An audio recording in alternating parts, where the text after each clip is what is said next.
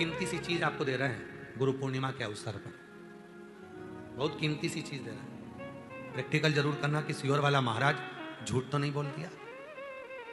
बहुत कीमती सी चीज है, पर हर जगह पर उसको प्रयोग मत करना, हर जगह पर उसका प्रयोग मत करना। उसका प्रयोग करना जब बहुत ज्यादा उलझन में हो, बहुत टेंशन में हो, बहुत तकलीफ में हो, और तुमसे कोई भिड़ रहा है, तुम्हारे ऊपर आक्षेप कर रहा है, तुमको बहुत तकलीफ दे रहा है, और उस समय पर तुम अगर कुर्सी पर बैठे हो, सोफे पर बैठे हो, सिंहासन पर बैठे हो, तो अपने पुरुष अपने सीधे पांव का और महिला अपने उल्टे पांव का अंगूठा पृथ्वी पर टिकाकर अशोक सुंदरी का स्मरण कर ले।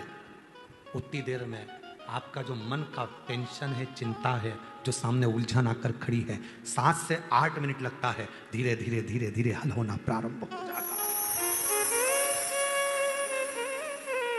मां त्रिपुरा सुंदरी जब माता अशोक सुंदरी के स्वरूप का दर्शन करी, मां त्रिपुरा सुंदरी जब मां अशोक सुंदरी के स्वरूप का दर्शन करी, विद्या महाविद्या माता त्रिपुरा सुंदरी स्वरूप का दर्शन करी, अशोक सुंदरी।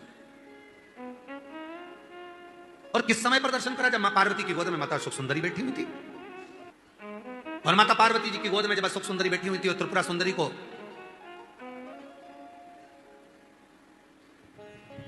मां जगतजननी जगदम्बा अम्बा ने अब उस विद्या को स्मरण किया, और माता त्रिपुरा सुंदरी ने जब अशोक सुंदरी का दर्शन किया, देखा, देखकर क्या दूं मैं इसको, मातृ शक्ति की गोद में जो बैठी है उसको क्या दिया जाए। त्रिपुरा सुंदरी जी कहती हैं कि हे देवी अशोक सुंदरी, तुम मेरे त्रिपुरारी की पुत्री हो, और मैं त्रिपुरा सुंदरी मेरे त्रिपुरारी का स्मरण कर कर कहती हूं, संसार का कोई मनुष्य जब अपने पैर के अंगूठे को भूमि पर स्पर्श करेगा, उस समय पर पंजा एड़ी सब ऊपर होता है, अंगूठा केवल थोड़ा सा अंगूठा पांव का स्पर्श होता है, उस समय पेड़ी ऊंची, पंजा ऊपर, पांव का नीचे का जो भाग, खड़ा भाग नहीं, नीचे का भाग भूमि पर स्पर्श होता है। और उस समय पर जो अशोक सुंदरी तुम्हारे नाम का स्मरण करेगा और जो उस स्मरण में पाएगा, त्रिपुरा सुंदरी कहती है मैं स्वयं त्रिपुरा सुंदरी उसकी उलझनों को समाप्त कर कर उसके जीवन को खुशियों से भर। ये त्रिपुरा कह रही है, ये विद्या कह रही है, मां त्रिपुरा सुंदरी।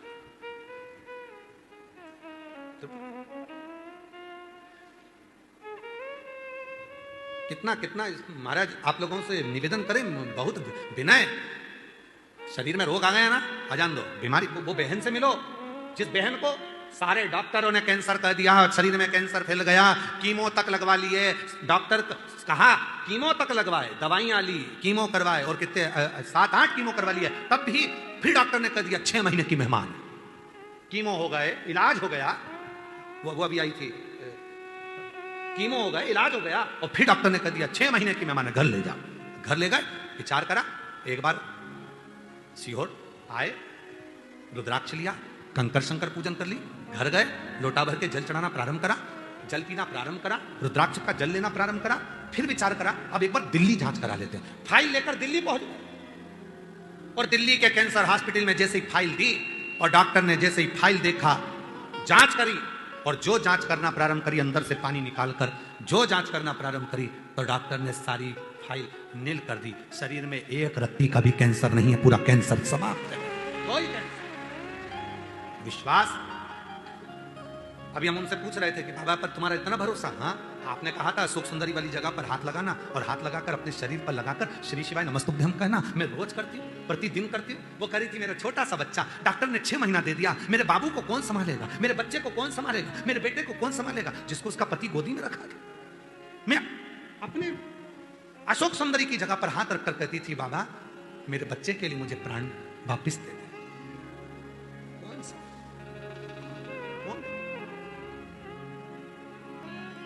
महाराज वो तो आज का समय हो गया जो कई मंदिरों में भगवान शंकर के शिवलिंग को स्पर्श नहीं करने देते, कई मंदिरों में भगवान शंकर के शिवलिंग को स्पर्श नहीं करने देते। शिव पुराण की कथा कहती है जब स्त्री हो, पुरुष हो, बेटी हो, बेटा हो, स्वस्थ हो, बीमार हो, पशु हो, पक्षी हो, जानवर हो, चाहे जलचर हो, चाहे थलचर हो, चाहे वायुचर हो, जब किसी शिवलिंग का स्पर्श करते हैं और याद करते हैं, उसी समय से संकट कटना प्रारंभ हो जाता है। स्पर्श, मात्र स्पर्श। क्यों करा जाता है पूर्णिमा का व्रत? पूर्णिमा का व्रत करने का कारण क्या है बताइए? आप इतने सालों से कर रही हो, कई माताएं कर रही होंगी पूर्णिमा का व्रत। एक समय फलाहार करती हैं, एक समय भोजन करती हैं। भोजन में खीर का होना जरूरी होता है पूर्णिमा के व्रत में। दूध की सामग्री होना जरूरी होती है पूर्णिमा के व्रत में। 12 महीने की पूर्णिमा करो मना नहीं है। और पूर्णिमा उठाने का भी समय होता है चैत्री। चैत्र के महीने की जो पूर्णिमा होती है, चैत्री पूर्णिमा पहली पूर्णिमा मानी जाती है, इसलिए चैत्री पूर्णिमा को सिद्ध पूर्णिमा कहते हैं। कार्य सिद्धात्री पूर्णिमा कहते हैं, सिद्ध करने वाले। मनोरथी पूर्णिमा कहते हैं।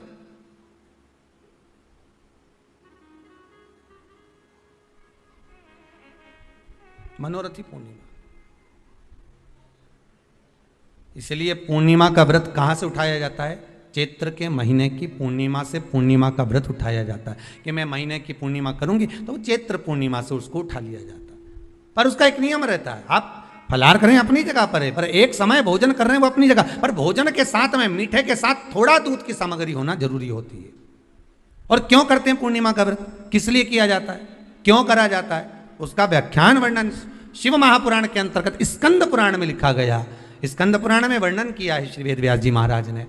कहा यह पूर्णिमा का व्रत इसलिए किया जाता है कि व्यक्ति का जब मन गलत भ्रम में जाने लगता है, मन जब गलत जगह पर जाने लगता है, तो ये मन को गलत जगह पर ले जाने वाला कौन होता है? तो कहा यह चंद्र होता है। व्यक्ति की राशि के अंतर्गत, व्यक्ति की पत्रिका के अंतर्गत, व्यक्ति की ग्रह दशा के अंतर्गत जब चंद्र बेकार चलता है तो व्यक्ति अच्छा करते करते भी बेकार करने लग जाता है।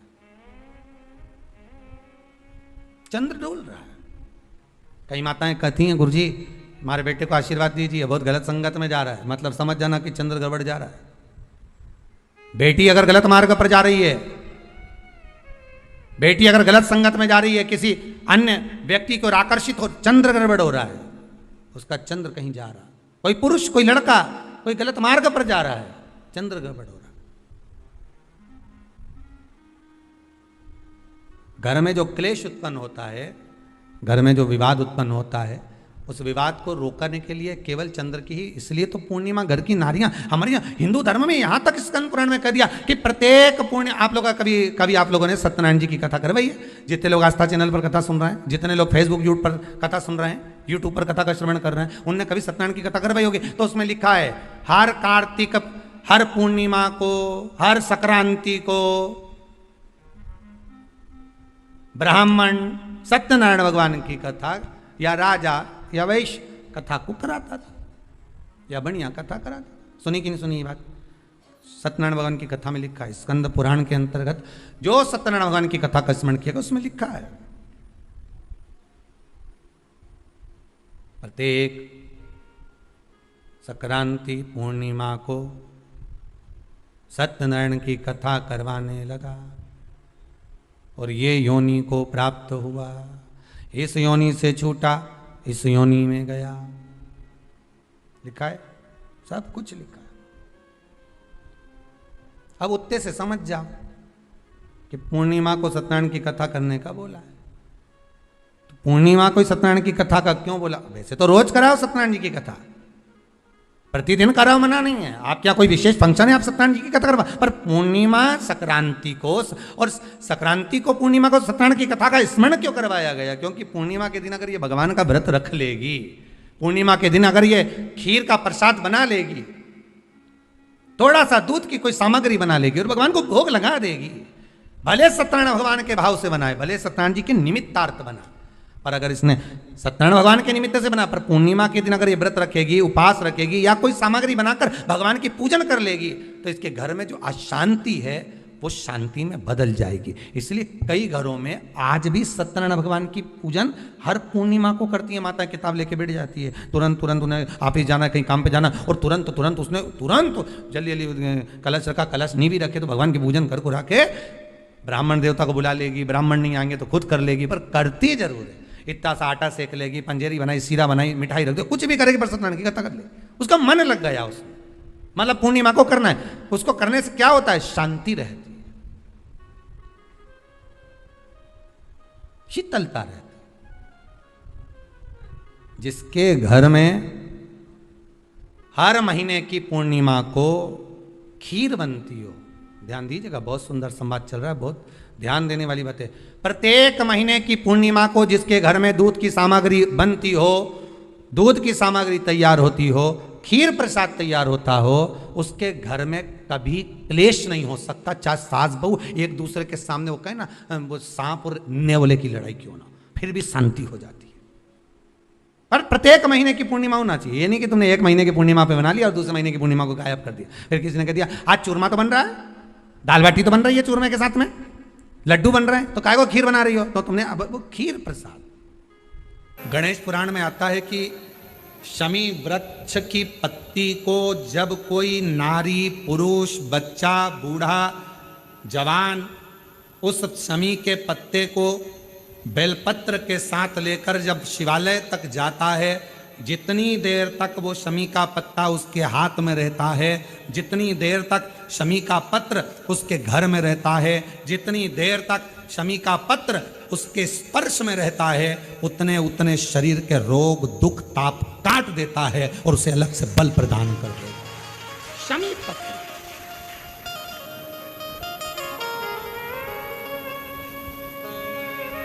जब व्यक्ति का विल पावर डाउन होता है ना, उसको लगता है ये होगा कि नहीं होगा, होगा कि नहीं होगा, उसको 5 मिनट शमी वृक्ष के नीचे चले जाना चाहिए, 5 मिनट, इससे ज्यादा नहीं, या शमी की पत्ती को रख लेना चाहिए। पहले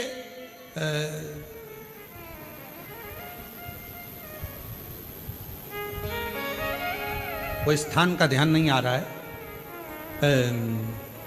स्मरण में, पहले एक नियम चलता था, आप लोगों के जिंदगी में भी, आपका भी बुढ़ापा आया होगा, आप भी युवान अवस्था में आए होंगे, कभी तो स्कूल गए होंगे, कभी तो पढ़ने गए होंगे।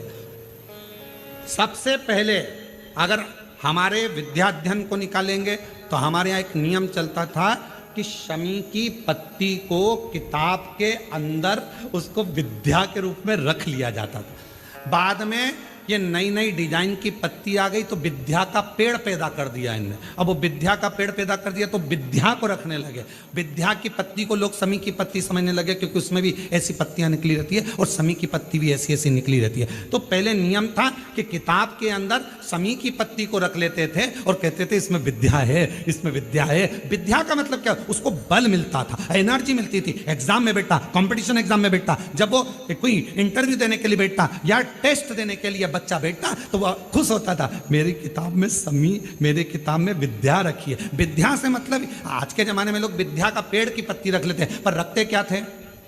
जम के बोलो, शमी की पत्ती रखी क्या जाती थी? शमी की पत्ती। और वो शमी की पत्ती क्या देती थी? उस बच्चे को बल देती थी, एनर्जी देती थी। डामाडोल नहीं होगा, टेंशन मत लेना, विल पावर कमजोर नहीं होगा। पत्ती रखी है शमी की, उसके नजदीक में है, शमी बल देती है।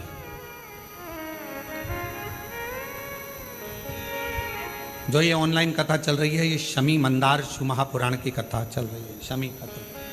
और बहुत सावधानी से इसका स्मरण करिएगा कि एक शमी के वृक्ष की पत्ती कितना बल देती है, कितना बल।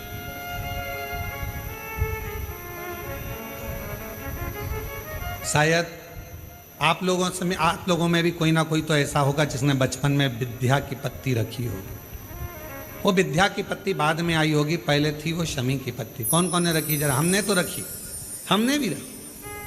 वो पत्ती तोड़ कर रख लेते थे, उसमें विद्या बढ़ेगी, विद्या बढ़ेगी। विद्या बढ़े मतलब बल बढ़ेगा, अपने अंदर एनर्जी आ,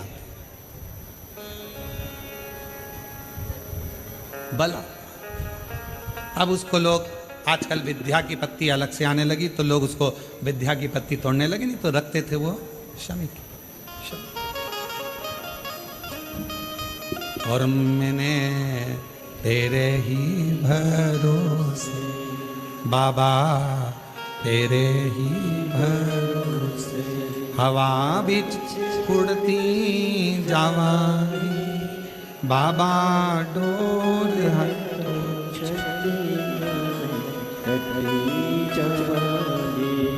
भोले मैं तेरी शंभो मैं तेरी हवा बिच छोड़ती जावांगी, बाबा डोर हटो चढ़ी नामे कटी जावांगी। जैसे शिव का द्वार बेलपत्र, यहाँ शास्त्र कहता है आंवले का वृक्ष, शमी का वृक्ष, पीपल का वृक्ष, बट वृक्ष, ये हमको बल देते हैं। बल होता है ओम नमः शिवाय। अब शिवपुराण क्या कर रही है कि नमः शिवाय के साथ में ओम का नाद स्त्री नहीं कर सकती, तो स्त्री के लिए क्या कहा गया, नमः। पर शिवपुराण ने बीच का एक रास्ता दे दिया, भटकना नहीं है, शिव को छोड़ना नहीं है। कोई कहेगा नमः शिवाय जपो, कोई कहेगा ओम नमः शिवाय जपो, कोई कुछ कहेगा, कोई कुछ कहेगा। शिव पुराण ने कह दिया कि तुम स्त्री हो, पुरुष हो, बच्चे हो, बूढ़े हो, बुजुर्ग हो, कैसे भी हो, उच्चारण करो श्री शिवाय नमस्ते। इसमें कोई दोष नहीं है। इसमें यह विचार नहीं करना पड़ेगा कि हमने क्या जपा क्या ना जपा। कभी मौका लगे तो अपनी जिंदगी में जप कर देखिए, क्या देता है श्री शिवाय नमस्तुभ्यं। श्री का मतलब होता है लक्ष्मी, श्री का मतलब होता है राधा, श्री का मतलब होता है सीता, श्री का मतलब होता है वैभव, श्री का मतलब होता है पार्वती, श्री का मतलब होता है सरस्वती, श्री का मतलब होता है श्री विद्या, श्री का मतलब होता है त्रिपुरा सुंदरी, श्री का मतलब होता है ललिता, श्री का मतलब होता है बगलामुखी, श्री का मतलब होता है कमला, श्री का मतलब होता है धूमावती, श्री का मतलब होता है जो साक्षात जगत को भंडार देने वाली जो अन्नपूर्णा है वो श्री है। और जब हम श्री शिवाय नमस्तुभ्यम बोलते हैं तो संसार की कुल देवी, सारी देवी, जितनी शक्तियां हैं, सबको नमन करते हुए शंकर का नाम लेकर प्रणाम करते हैं। तो हमारे अंदर एक ऊर्जा है, वैभव की प्राप्ति, धन की प्राप्ति होती है, संपदा की प्राप्ति होती है, वैभव की प्राप्ति। श्री शिवाय नमस्तुभ्यं, श्री शिवाय नमस्तुभ्यं, श्री शिवाय नमस्तुभ्यं, श्री शिवाय नमस्तुभ्यं, श्री शिवाय नमस्तुभ्यं, श्री शिवाय नमस्तुभ्यं, श्री शिवाय नमस्तुभ्यं, श्री शिवाय नमस्तुभ्यं। एक उच्चारण जब हम करते हैं, लक्ष्मी हमारे घर में प्रवेश करती है। एक उच्चारण जब हम करते हैं, श्री वैभव हमारे घर में प्रवेश करता है। श्री वैभव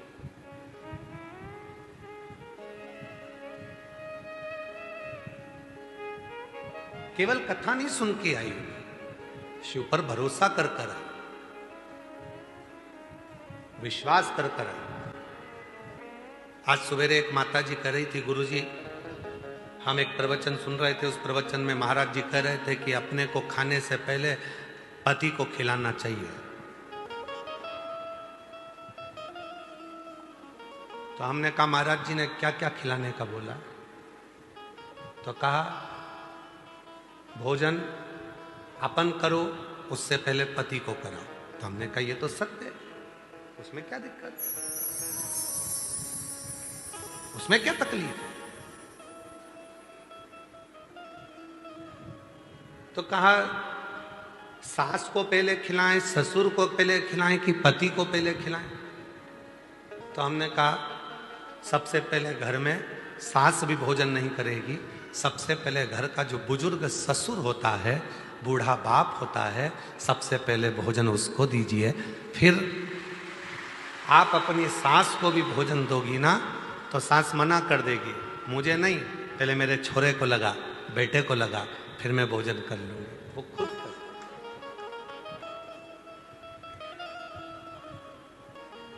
फिर उनको दीजिए और दिल से सारी चिंता को मुक्त होकर, पहले भी कहा आज फिर कहते हैं, शिव महापुराण की कथा पंडाल में सुनने के लिए उस दिन जाना जिस दिन तुम्हारे अंदर शंकर जी के प्रति विश्वास हो जाए।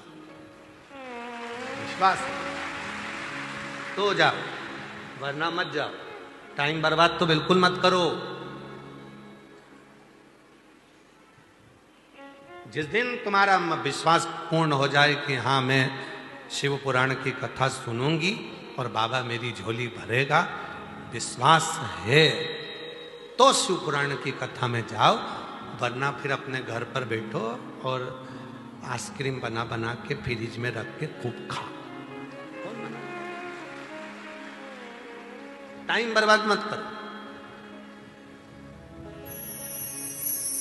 सब जा रहे हैं तो हम भी जाएंगे, नहीं नहीं नहीं, बिल्कुल मत आओ।